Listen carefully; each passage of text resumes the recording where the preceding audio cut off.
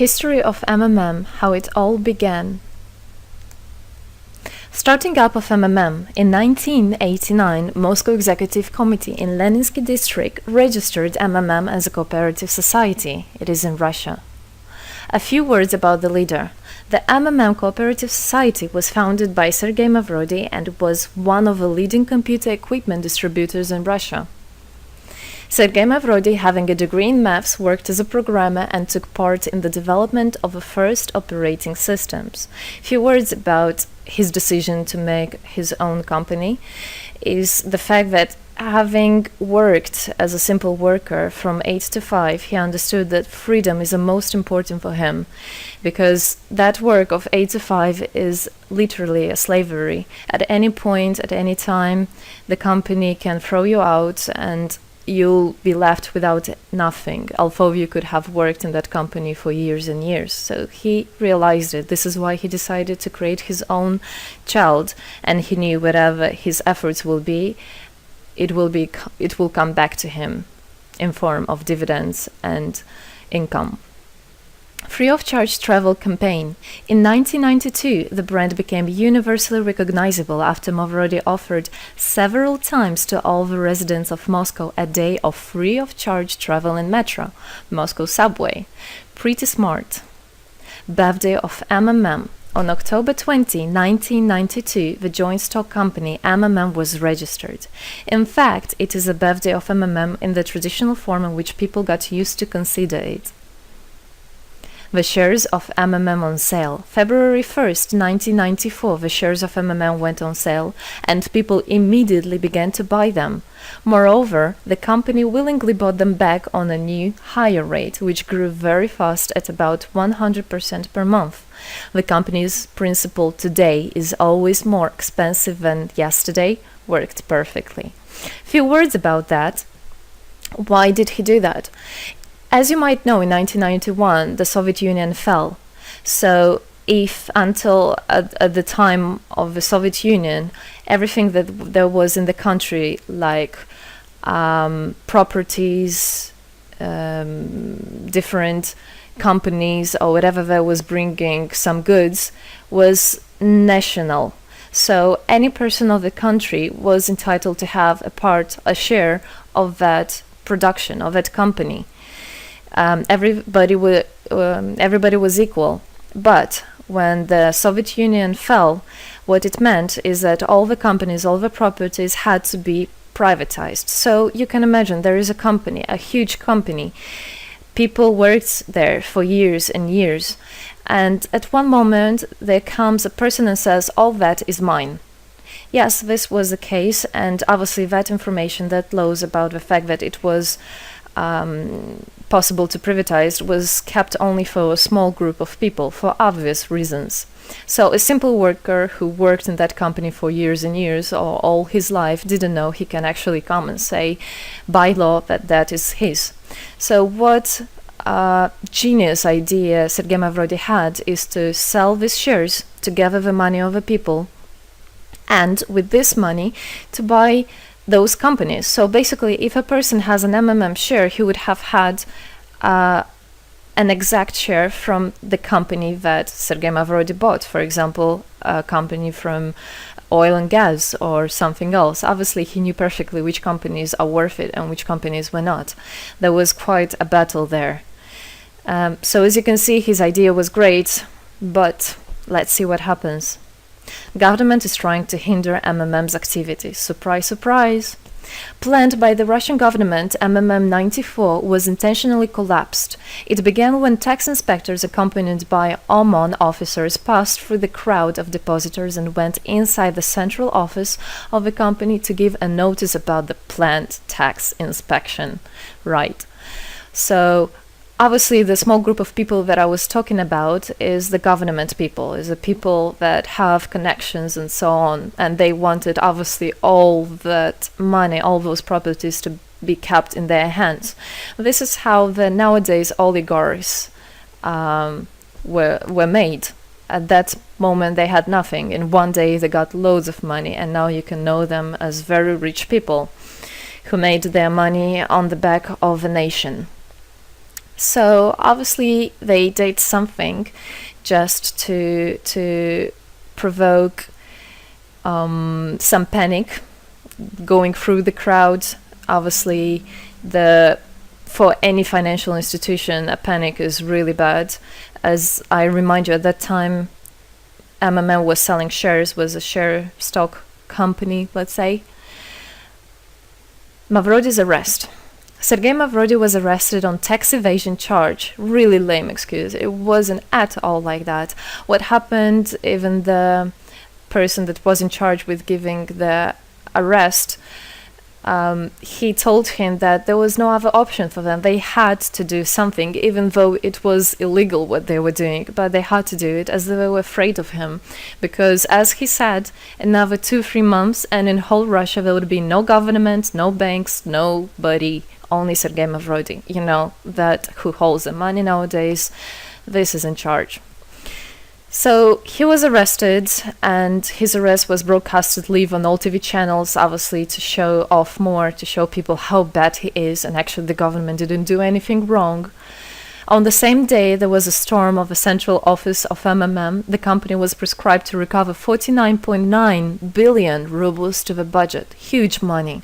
The question about the money in MMM 94 is open, as no one still can give an answer where it is.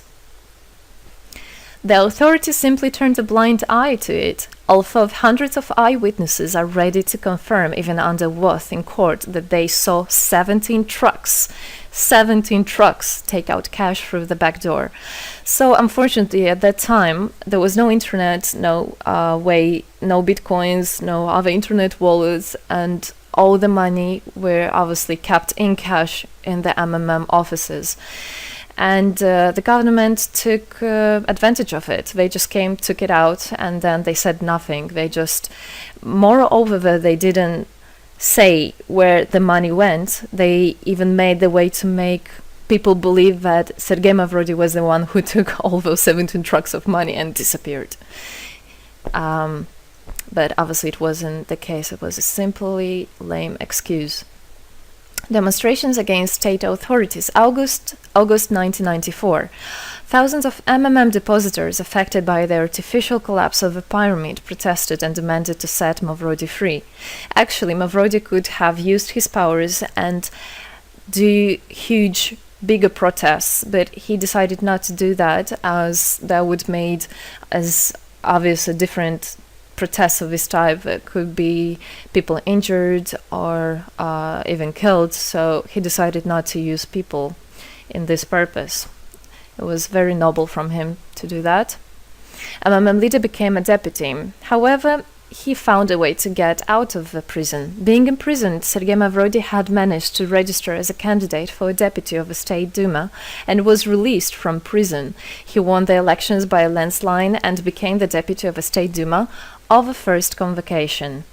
So, as a deputy in Russia, they have privileges. This is why, becoming a deputy, he was set free.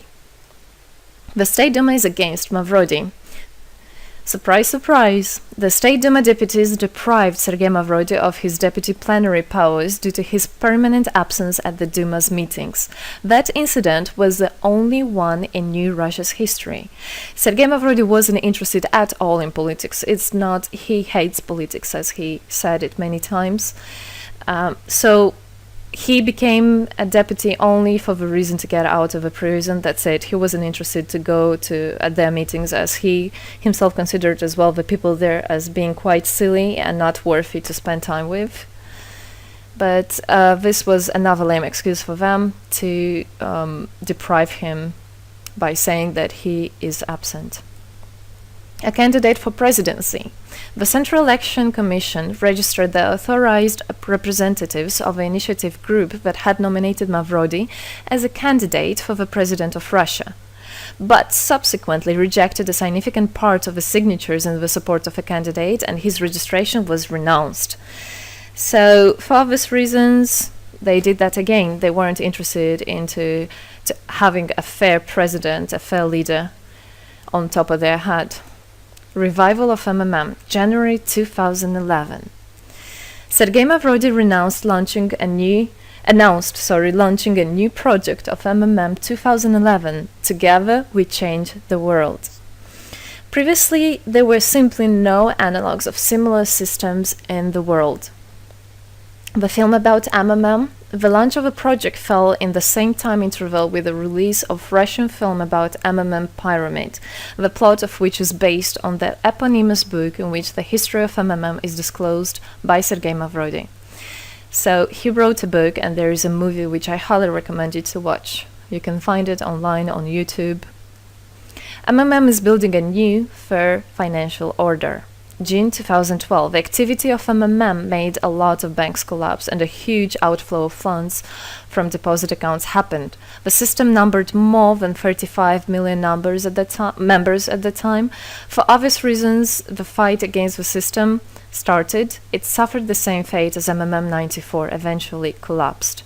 So what happened? A lot of banks, as I already said, had a huge outflow, and another minus of the system of that time was that it wasn't really quite a community, because the money was still kept by the managers in MMM. So it wasn't the same idea as it is now, comparing it now, where people exchange money between themselves. You don't need to put it in a central account. At that time, there were central accounts, and it was again used by the banks. They simply blocked those accounts that they identified as being of MMM and took all the money away, and that's it. There were no other discussion about that. Again, huge loss of money. People lost a lot of money. Sergei Mavrodi didn't get all of them. It was again the banks that took the advantage of it. MMM 2012 is just the beginning. I'll be back. Sergei Mavrodi announced the launch of a completely new MMM, World Mutual Aid Fund, MMM community. It speeded up since the first day, showing crazy dynamics on new members' registration. It has been decided to send 10% of the whole turnover on payments to the affected members of MMM 2011. So again, another genius idea. In order not to make central accounts, in order not to gather the money somewhere, now the money are spread directly between participant itself. You can just check in your account online whom you should transfer the money to. So MMM now is connecting all the people between themselves and exchange, so that they can exchange the money and get benefits of it. It's amazing and it's crazy, but it is true. MMM is growing. Some short facts. 2012, MMM started its development in India. It had great, huge developments. 2012-2013, following India, MMM Bangladesh was launched as well. 2013, MMM Indonesia was launched. 2014, MMM Hong Kong. And it's not the end. MMM Global, 2014. MMM Global started up in the spring 2014. It is a voluntary network, a community of millions and millions of people from more than 100 countries worldwide. So there is already MMM settled in Argentina, Brazil, Philippines, Hong Kong, and other. And all the rest of people in the world from all the countries of the world are able to participate as well. So they rebelled against the financial slavery and combined their money for this purpose. So how it is possible? MMM, the Republic of Bitcoin. Bitcoin is another genius idea to set the world free. For MMM Global participants' convenience, there were some 20 ideas on funds transfers implemented. From now on, all the countries where you can buy and sell Bitcoins can be registered in a branch of Free People of the Republic of Bitcoin. Thus, there is no barriers to develop MMM in small countries due to their restrictions on the international bank transfers. Banks. This is not something that we would want to use, as the banks can anytime put restriction on an account or even block an account and take all the money. Yes, the banks can do that. Read better your contract. So, Bitcoins is really genius idea to do that. Join MMM Global, join our community, set the world free. Don't hesitate, don't even think of going back, just go always forward. We are writing the history right here and right now. We are not going to be any more slaves working from 8 to 5, having pennies for that. We want to hold our own money and to get the benefits of it. I don't want a bank to use my money for their own purposes. I want us people, free people, to use our money, to exchange the money when it is needed, and to help each other. This is really a great idea. And join us, write the history here today with us, and together we will indeed change the world.